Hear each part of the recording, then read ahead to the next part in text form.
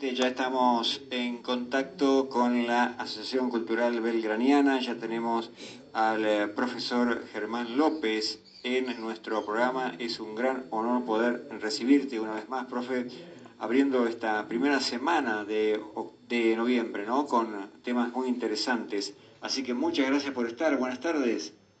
Buenas tardes, Mario, un gusto estar nuevamente en tu programa. Bueno, un mes muy particular, ¿no? Porque, bueno, se viene por un lado el Día de la Tradición, también el Día de la Soberanía, cuestiones para ir desglosando, ¿no? Seguro que tenés allí varios apuntes, varios documentos, ¿no? Para empezar a hablarnos durante varios programas de este mes. Hola, hola. Hola. Sí, ahora te escucho bien, a ver. Le vamos a dedicar todo este mes a hablar sobre tradición y soberanía, ¿no? Ajá. El Día de la Tradición el 10 de noviembre y el Día de la Soberanía Nacional el 20 de noviembre. Dos fechas que además se interrelacionan una con otra, ¿cierto? Así que este mes vamos a hablar sobre estos dos aspectos muy interrelacionados con el pensamiento y el sentir nacional. Y el Día de la Tradición se conmemora en homenaje al nacimiento de ese gran poeta argentino que fue José Hernández, que va a ser el autor de esta magnífica obra que es el Martín Fierro, de la Biblia Gaucha. Todos los grandes pensadores de nuestro país le han dedicado una reflexión a este gran poeta, con diversas interpretaciones, con diferentes miradas, pero es una obra que no ha pasado desapercibida. Y lo primero que nos tenemos que preguntar entonces es qué es la tradición, ¿no? Y por qué es tan importante conmemorarla. Y para responder a esto vamos a recurrir al filósofo argentino Alberto Güell, uno de los últimos filósofos importantes que nos quedan, pero además es un filósofo gaucho, uno de los últimos con pensamiento especulativo. Y Güell va a decir que la noción de tradición proviene del latín traditio, que significa la acción de entregar, es decir, la acción de transmitir de una generación a otra las cosas valiosas que la conformaron. Es decir, que la tradición es la transmisión de valores, ¿no es cierto? Ahora, ¿de qué valores? Valores que conforman a una comunidad. Esta comunidad es la que estamos viviendo. Fijémonos que decimos comunidad y no sociedad, ¿no es cierto? La diferencia entre una y otra es muy grande. Porque mientras que en la sociedad se rige por contratos y negocios, desde una perspectiva individualista que estimula el espíritu de lucro, el corazón de la comunidad son los valores, la solidaridad y la hospitalidad. Son algunos de esos valores. Que nosotros lo vamos a conocer como la gauchada. Hacer una gauchada es hacer un favor sin pedir nada a cambio. Es el valor de la palabra empeñada también. No se necesita firmar ningún documento una vez que dos criollos se dan la mano. Es el valor de la palabra empeñada. Eso solamente se da dentro de la comunidad. Porque dentro de la sociedad se van a firmar contratos. Ya es un pacto, ya es otra cosa. Bueno, estos valores comunitarios se van a transmitir de generación en generación a través de la tradición. Y la tradición no debe confundirse con lo viejo, con lo antiguo, ¿cierto? La tradición no es valiosa porque valoriza lo antiguo. Generalmente se cree que es eso, o se la identifica a eso, con eso a la tradición. Valorizar lo viejo por el simple hecho de ser viejo. Y eso no es la tradición.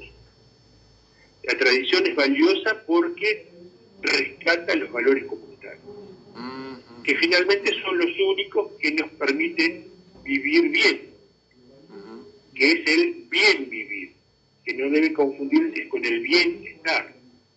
El bienestar lo puedo lograr en una sociedad, ¿no? Donde yo individualmente estoy bien, me va bien, y el resto, si no está bien, si está bien o no, no me interesa.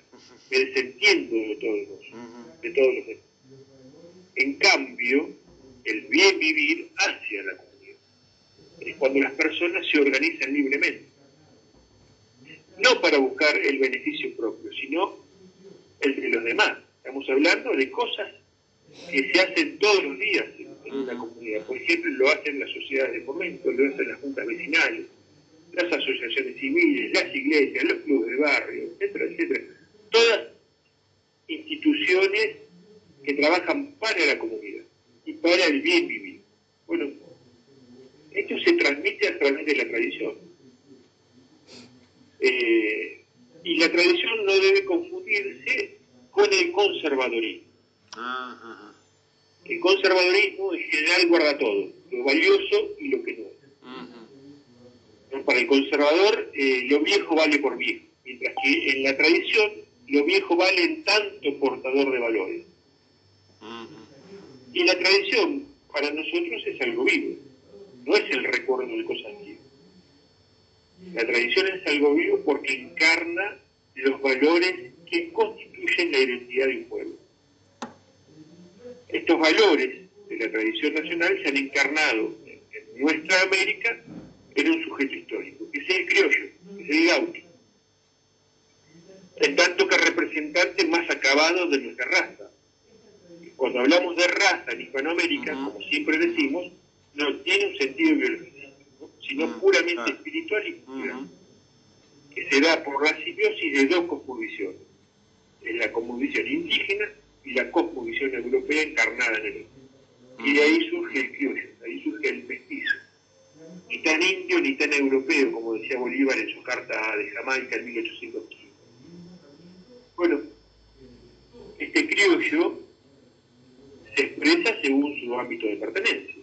Vamos a tener el guaso en Chile, en México vamos a tener el charro, el borinqueño en Puerto Rico, el llanero en Venezuela y Colombia, el montubio en Ecuador, el cholo en Perú, el colla en Bolivia y el gaucho en Uruguay, Paraguay, en nuestro país y el sur de Brasil.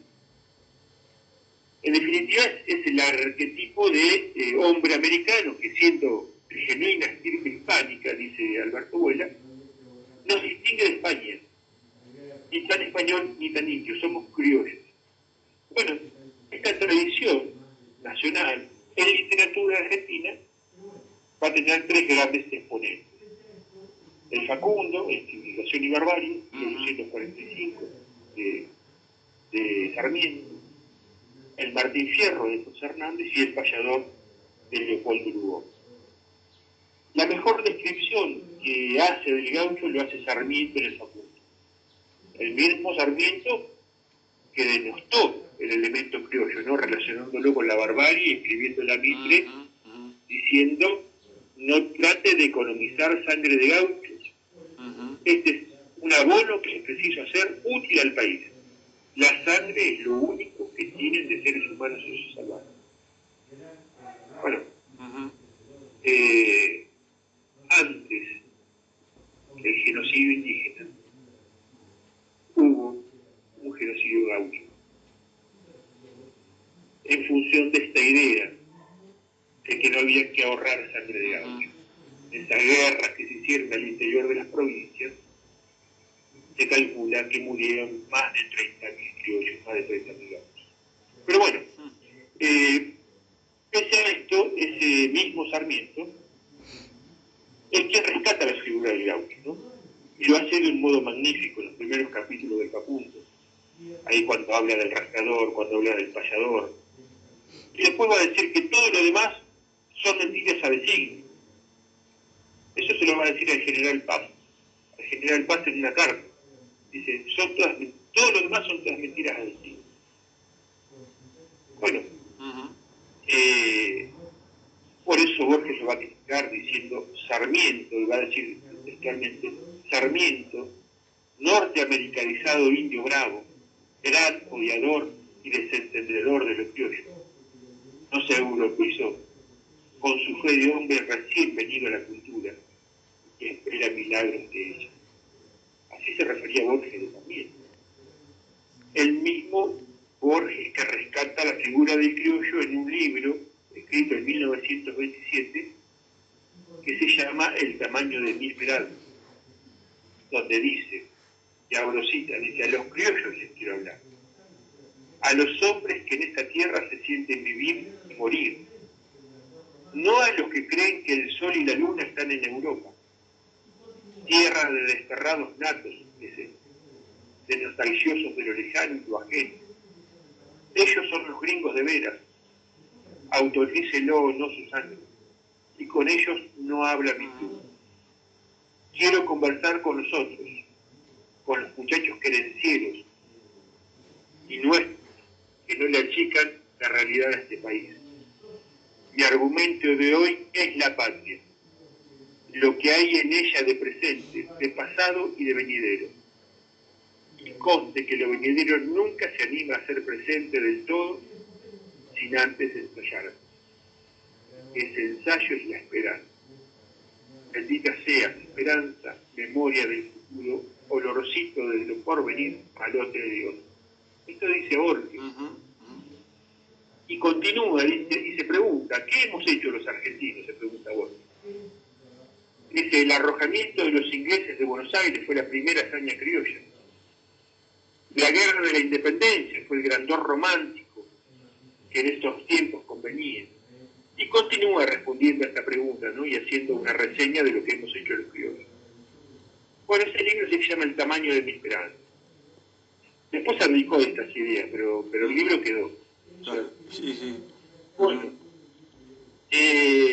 después tenemos a Sarmiento de Facundo, que sostiene que en la Argentina conviven dos tipos de hombres, los de Chiripá del siglo XII y los de Levita del siglo XVIII. Unos bárbaros y los otros ilustrados. Y de ahí viene lo de civilización y barbarie.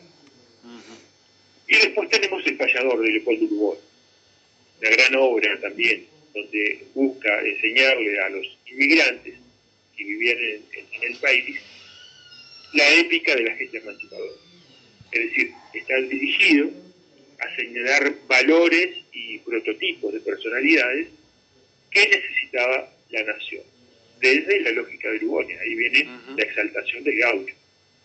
Y finalmente tenemos el Martín Fierro, de José Hernán, poema épico por excelencia, con 3 propuestas concretas para la redención de los argentinos. Eso lo especifica Alberto Bola de esta manera. Dice que la primera propuesta es que debe el gaucho tener casa, escuela, iglesia y derechos. Lo dice Martín Fierro.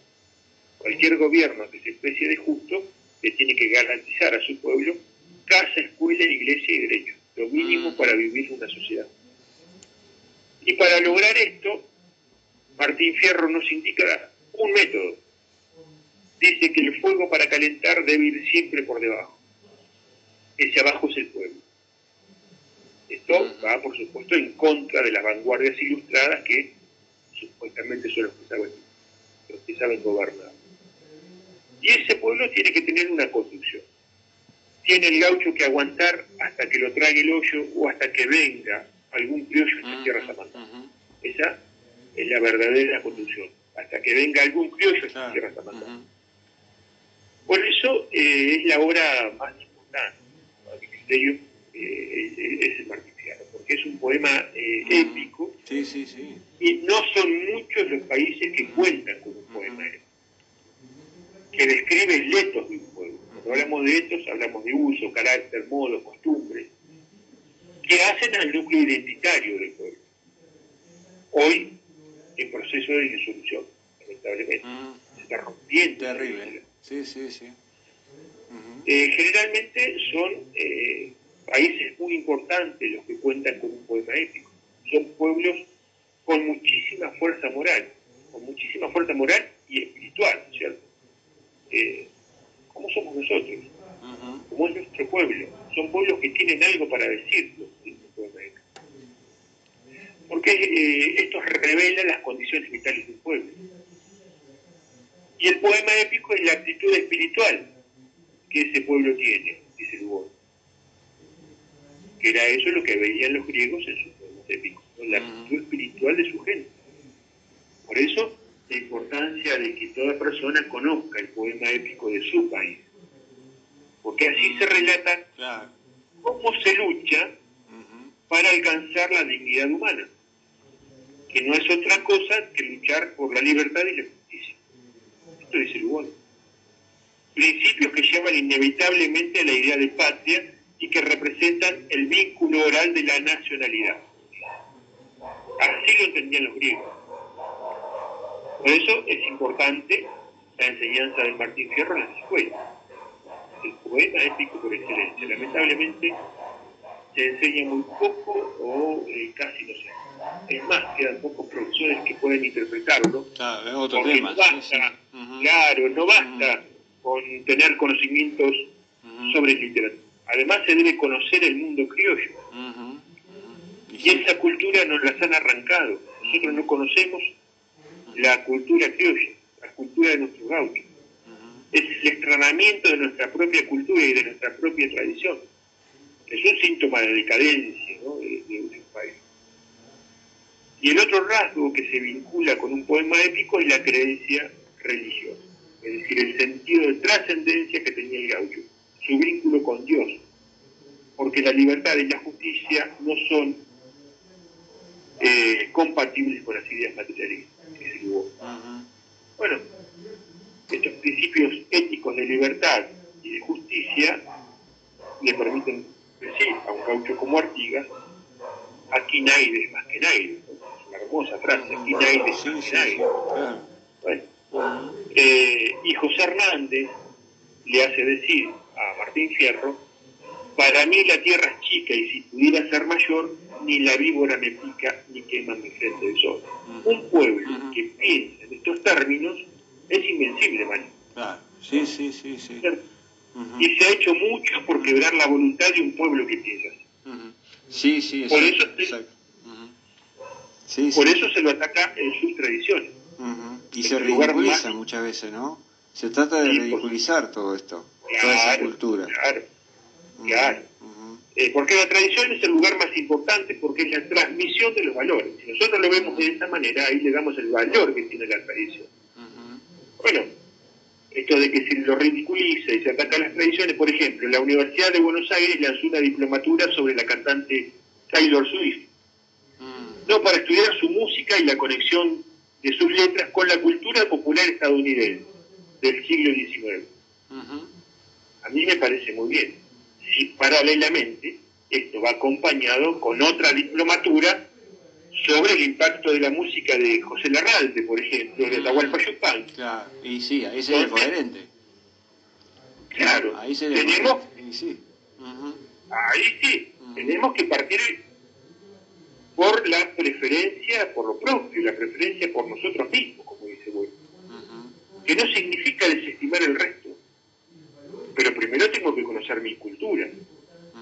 Ahora, si nuestros jóvenes conocen a la perfección la obra de Taylor Swift y no conocen la obra de Falú, o de Mercedes Sosa, o de tantos otros, me parece que es un despropósito.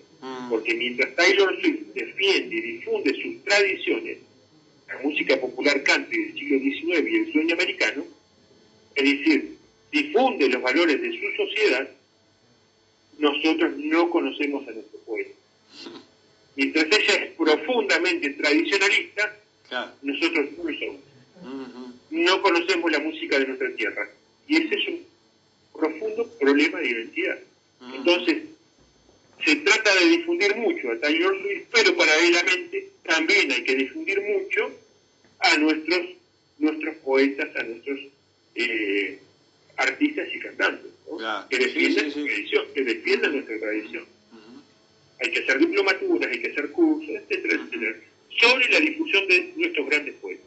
No puede ser que nuestros jóvenes no conozcan el Martín Fierro y los valores que esta obra trata. Esa es la importancia de la tradición en nuestra sociedad, la difusión de valores permanentes y profundos que hacen a la identidad del pueblo. Y finalmente, Mario, un pueblo que olvida sus tradiciones, decía Nicolás Avellaneda, pierde la conciencia de su destino, y aquellos que se apoyan sobre tumbas gloriosas son los que mejor preparan el porvenir. Claro. Eso decía Nicolás Avellaneda. Excelente. Exultante como siempre, profe, pero qué reflexión, ¿no?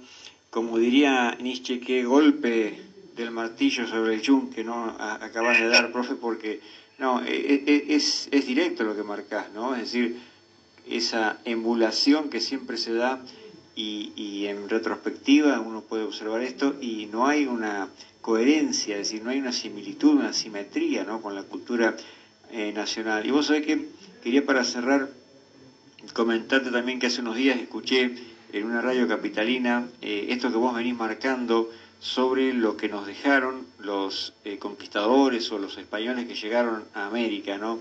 Y iban en sintonía con lo que vos venís señalando tantas veces, es decir, nos dejaron muchas cosas, ¿no? Dejaron muchas cosas para la posteridad, ¿no? Y bueno, cómo se ha tergiversado también lo que vos siempre marcás, la historia, ¿no? Planteando una realidad que no fue para acomodarla a ciertos relatos, ¿no?, que después fueron surgiendo, a ciertos revisionismos o a ciertos intereses, ¿no? Así que me quedé muy contento porque digo, esto es lo que siempre dice el profe. Sí, Mario, es así. Lamentablemente vivimos en un ataque permanente. Claro, sí. Y no, que no es casual, ¿no, profe? Que, o sea, que está direccionado. Hay un interés para que sea así, obviamente. No es algo, digamos, casual, evidentemente. No, esto. Es la idea del globalismo de quebrar los Estados-nación. Exacto. Finalmente es esta la discusión última, ¿no? Globalismo versus Estado-nación. Bien. Profe, como siempre, mil gracias, un abrazo inmenso y gracias por este relato de hoy tan contundente sobre la tradición. Muchas gracias. Muchas gracias, Mario, y un saludo a todos los días. Gracias. Distribuidora Forma. Venta de muebles escolares, para oficinas, para consultorios, entregas sin cargo dentro de la ciudad de Olavarría. Distribuidora Forma. Más de 40 años de actividad. Consultanos al celular o WhatsApp 2284 522 557.